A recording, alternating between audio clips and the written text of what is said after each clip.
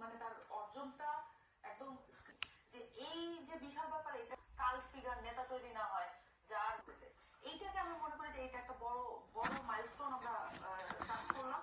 যদি আমি বলবো যে যেটা আমরা ত্যাগ করেছি, আমি আগেও বলছি, আবার এটা মনে রাখাটা জরুরি, যেহেতু আমরা বিস্তৃত প্রধান জাতি, যে আমরা যা ত্যাগ করেছি, আমাদের যা হয়ে গেছে, আমরা যা হারিয়েছি, তার তুলনায় এই অর্জন সামান্য।